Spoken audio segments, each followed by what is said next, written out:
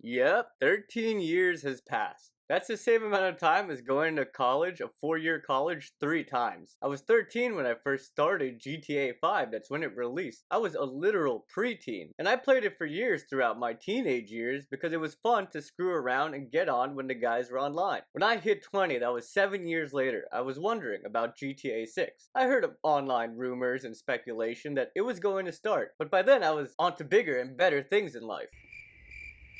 Okay, not better, but I was still gaming and keeping it in the back of my mind, while I was running it down mid in League every game. Then, we got the first teaser trailer, I believe it was in 2023. For me, that's when work life was really kicking off and my father unfortunately passed. So as you can imagine, I was generally distracted from gaming. But now, in the big 2.6, I've been gaming heavy again, playing through so many single player titles and healthier games.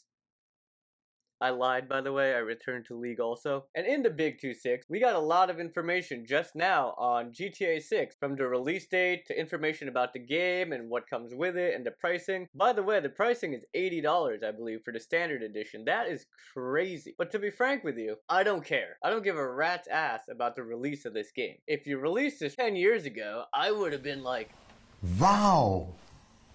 but today it's just like, okay, we're running several years behind on this. Maybe I really need to look more into what info was given because I barely skimmed it. I wasn't too interested. I wanted to talk about this lack of interest more than I cared about the game. It's been 13 years, man. The hype for me died down somewhere along halfway through that time of waiting. I just don't know, I don't even want to bother faking it. Think about it, where was I in life back then compared to now? I had no responsibilities as a preteen, you know, getting on those Xbox parties with the guys. Now I'm an adult who games after a long week of work. I lost the care inside about new releases in general in the gaming community, or waiting for new releases, right? The video game industry has disappointed me too many times too on release throughout the years that it just makes me feel jaded. They can and they have fixed these problems over time of a game's lifespan, but on release it's like, why would I even be excited for that? And why wouldn't I wait for a sale? I'm at the point in my life too where gaming is just a side hobby because I have other things going on, so that's why I really don't give a rat's ass about GTA 6. Part of it too is that a lot of the memories from GTA 5 were from playing with the guys or having those memories online, but 99%